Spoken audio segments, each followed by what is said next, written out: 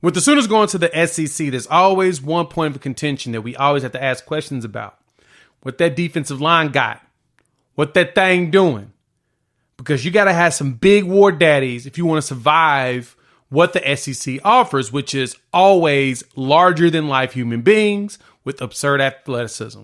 Well, Oklahoma, of course, got bad news with Jacob Lacey, that he's going to go ahead and medically retire. And so that left Oklahoma with one dude over 300 pounds at the defensive line.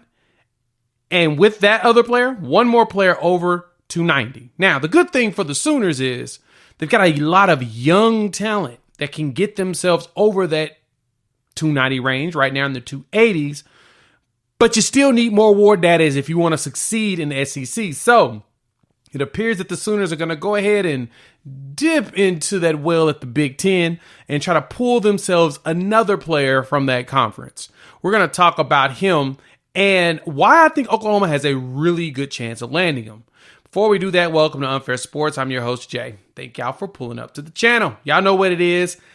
Please hit the like button. If you're new to the channel, subscribe. If you love this content, we're definitely putting out more, and we would love for you to join us here and share. Why? Because sharing is caring.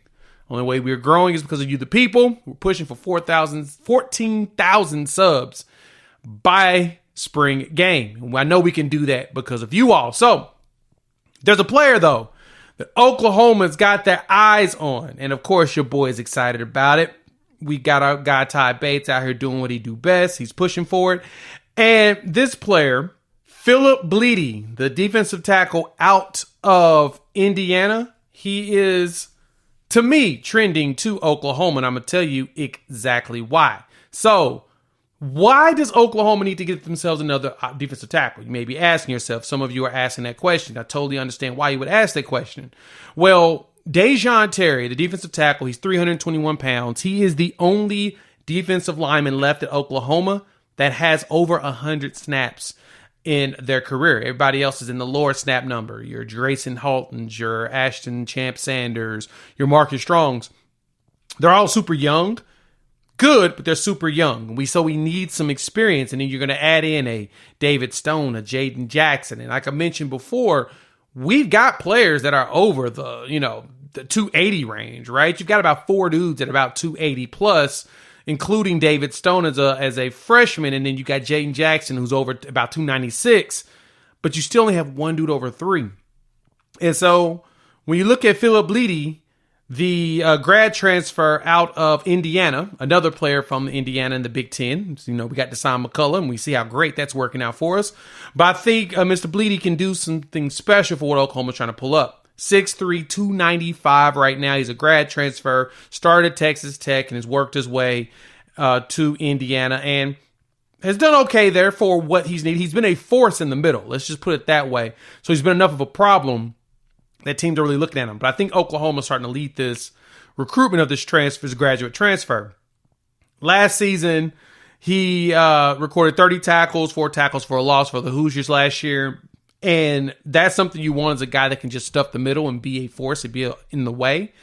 Pro Football Focus had him as the 3rd highest grade player at Indiana. And what about this tells me that he has a good chance of landing at Oklahoma? Well, he set his visit initially for spring game, which is April 20th. I will be at spring game. Hopefully we will see you there too. I think I'm going to organize some sort of a get together before the spring game, and then we can kick it as well afterwards. But I'm going to be in Norman probably the entire day. And late last night, Blendy had confirmed to us that he is coming for the spring game. Yeah, so initially when I recorded this was right before he tweeted out his dates. It appears that instead of moving his date up for Oklahoma, he's actually going to be at LSU. And then we get the second visit during spring game, which is April 20th. I'm not big on us getting the second visit, but at the same time, I totally understand he wants to get what visits he wants in, especially during the portal window, because April 1st is when we're going to see the transfer portal open back up. And you're going to see a flood of dudes hit that portal. You're going to see some starters probably hit that may potentially losing their jobs. You're going to be seeing all kinds of veterans, a lot of grad transfers as well. And so this is a good opportunity for Oklahoma to really show themselves for Philip and his family and let them know, hey, this is where you want to be. You have an opportunity to play, especially as a grad transfer. Because I think the thing that we got to understand as a fan base is Oklahoma is going to be playing so many young players down the line. Getting a player like Phillip in and his family early, that way they can play. He's going to be here for about a year, and then boom, the young pups can start taking over. We just need more snaps. And so for me, I sense that Phillip comes to the spring game. He goes to LSU, comes to the spring game. Think he's really going to like what he sees at Oklahoma and the opportunity, because there's a true opportunity to play now. And that way he can move in the summertime, which, because he's married, he's got a kid, he's really focused on the family thing. He even talked about NIL and how it's helped his family a lot when he got to Indiana. And I sense Oklahoma's going to do something similar to push for him. Now, he should be one of two defensive linemen that Oklahoma will be going after in the portal. I anticipate at least one more big war daddy that we have to go after, because we're going to need the additional size.